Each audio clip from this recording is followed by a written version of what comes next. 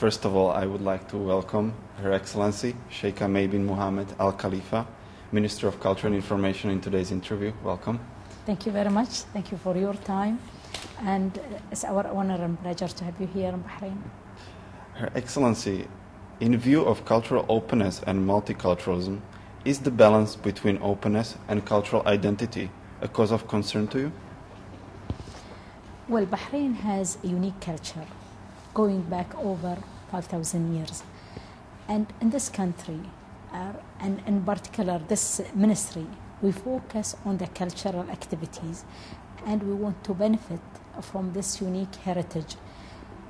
By promoting Bahrain through the culture, we will be able to pass the message or to benefit from what we have.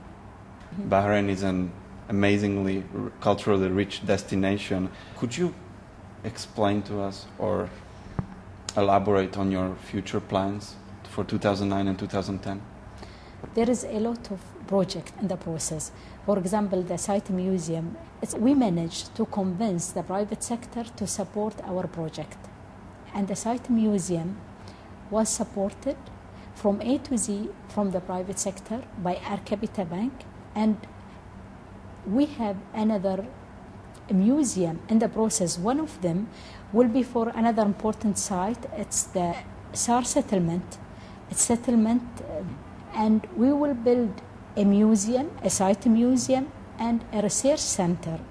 The research center will be the regional UNESCO center for the whole region, and we are very proud about this, and we are working very hard to push this project. What are the main difficulties or to reach the level of UNESCO?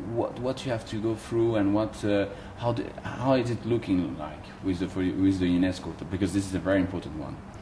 It is very important.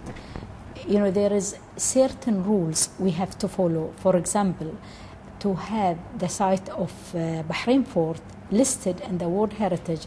Of course, the site, it's important not because of the fort. The fort is, you know, the top part of the site. But what's important is the layer of different era, starting from the first Roman civilization up to Tilis and then the Islamic era. This site we consider the most important because it's reference for all the era, and it's unique. It's ancient harbor, and we have to protect the site from the reclamation, and we've been working very hard. Bahrain has a very rich culture dating back to 3000 BC. Can you explain to our audience what is the meaning of the culture and a little bit more about the history of Bahrain? As I start, Bahrain has a unique culture, and when we talk about Roman civilization, we can learn a lot through the seals. By reading the meaning in the seals, we will be able to know how the people look like, how they used to live.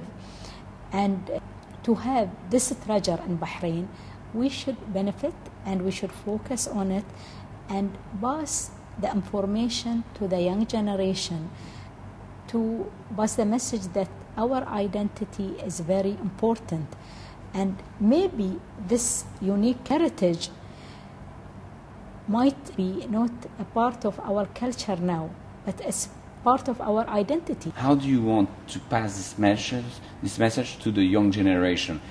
You know, they are maybe focusing on other things, on business, on their own activities, and it's important. We fully agree with you that the young generation are aware of their past, even if they don't have anything to do with a very old civilization. However, it's part of their own culture. How do you want to pass this message and make them aware of that while they're maybe thinking of other things much more contemporary?